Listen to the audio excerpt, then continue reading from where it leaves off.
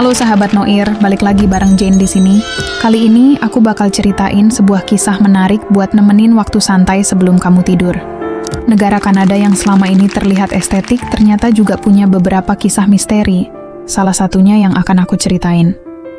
Pada tahun 1930-an, sebuah kisah misterius mengguncang wilayah Nunavut di Kanada Utara. Tepatnya di sebuah desa kecil bernama Anjikuni. Desa ini merupakan komunitas kecil dari suku Inuit yang hidup sederhana dengan berburu dan memancing. Biasanya desa ini selalu dipenuhi kehidupan, dari suara hewan, anak-anak berlarian, hingga para nelayan yang sibuk dengan pekerjaannya. Namun suatu hari, seorang penjelajah sekaligus pemburu bernama Joe Labelle memutuskan untuk singgah ke desa tersebut. Labelle sudah cukup mengenal desa ini, karena sering melewati wilayah tersebut dalam perjalanan panjangnya. Saat ia tiba di dekat desa, ia merasakan ada sesuatu yang aneh, karena tidak terdengar suara manusia sama sekali. Tidak ada tawa, tidak ada suara obrolan, dan bahkan tidak ada suara langkah kaki. Dengan rasa penasaran, Labelle mulai memasuki desa yang biasanya ramai itu. Namun yang ia temukan justru membuat bulu kuduknya berdiri. Seluruh rumah di desa itu kosong, seakan baru saja ditinggalkan begitu saja. Api unggun masih menyala, tanda bahwa orang-orang baru saja berada di sana. Bahkan panci berisi makanan masih menggantung di atas api yang perlahan padam.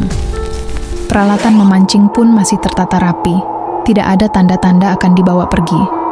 Semua ini menimbulkan pertanyaan besar di kepala Labelle. Kemana perginya seluruh penduduk desa? Ia kemudian mencoba membuka beberapa rumah satu persatu untuk memastikan. Namun setiap rumah memberikan pemandangan yang sama, kosong dan sunyi. Anehnya, tidak ada jejak kaki yang meninggalkan desa, padahal salju di sekeliling masih baru turun. Semua perahu nelayan juga masih terikat rapi di tepi danau, tidak ada yang digunakan untuk pergi. Persediaan makanan masih penuh di tempat penyimpanan, seakan tidak ada alasan untuk pindah. Semakin lama, Labelle merasa ketakutan, seakan sedang berdiri di tempat yang ditinggalkan oleh waktu. Ia segera meninggalkan desa untuk mencari bantuan dan melapor kepada pihak berwenang. Tak lama kemudian, polisi Kanada atau RCMP datang untuk melakukan penyelidikan resmi. Saat mereka memeriksa desa, hasilnya tetap sama dengan apa yang dilihat Labelle sebelumnya. Desa itu benar-benar kosong, tanpa tanda kehidupan manusia. Namun RCMP menemukan sesuatu yang jauh lebih menyeramkan dari sekadar rumah kosong. Mereka mendapati kuburan desa telah digali dengan rapi. Anehnya, peti-peti di dalam kuburan itu kosong, seakan mayat-mayat diambil atau dipindahkan. Batu nisan pun dipindahkan dengan hati-hati, bukan dihancurkan. Pemandangan ini membuat penyelidikan semakin penuh misteri. Tidak ada tanda-tanda kekerasan, tidak ada darah, dan tidak ada kerusakan yang menunjukkan adanya serangan. Seolah-olah seluruh penduduk desa, beserta para leluhur mereka, menghilang begitu saja. Para penyelidik mencoba mencari jejak perjalanan keluar dari desa, namun nihil. Tidak ada jejak kaki, tidak ada bekas kendaraan, dan tidak ada tanda perahu yang digunakan.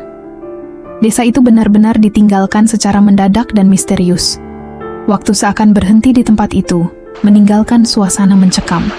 Setelah berhari-hari mencari petunjuk, pihak berwenang pun tidak menemukan jawaban apapun. Misteri ini segera menyebar ke masyarakat luas dan memunculkan berbagai teori. Teori pertama yang muncul adalah migrasi mendadak seluruh penduduk desa. Namun teori ini dianggap tidak masuk akal karena mereka meninggalkan barang-barang penting dan makanan. Teori kedua menyebutkan kemungkinan adanya bencana alam misterius. Akan tetapi, tidak ada catatan tentang gempa, badai, atau kelaparan besar di wilayah itu pada masa tersebut. Teori ketiga menyebutkan adanya penculikan massal oleh kelompok lain. Namun bagaimana mungkin satu desa penuh diculik tanpa ada jejak sama sekali? Teori keempat masuk ke ranah supranatural, menghubungkan kasus ini dengan legenda Inuit kuno.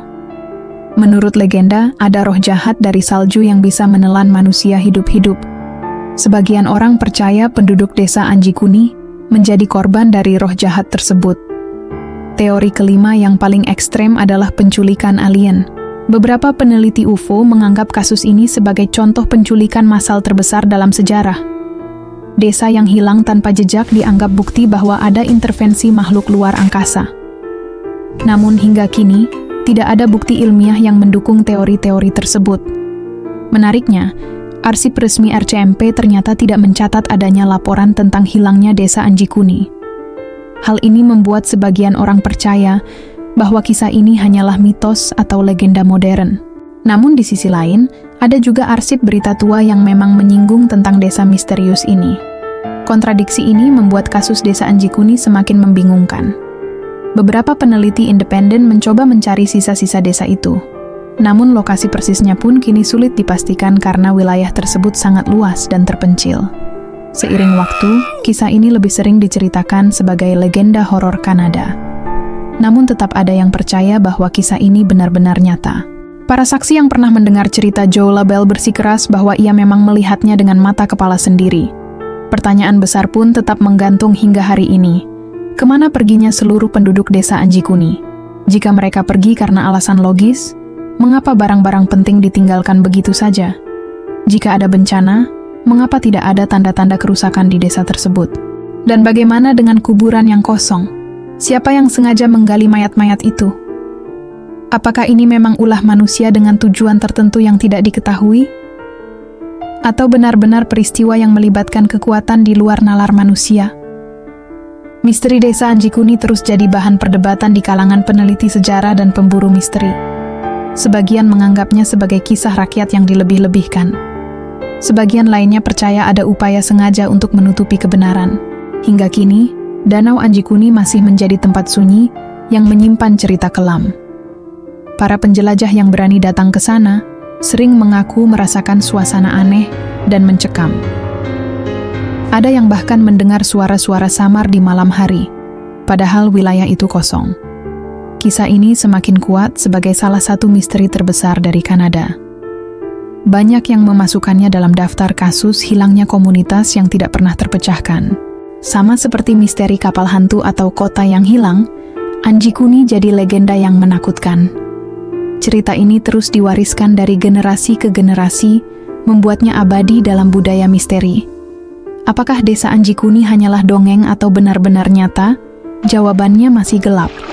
Namun satu hal pasti, hingga kini tidak ada yang bisa menjelaskan secara rasional apa yang sebenarnya terjadi.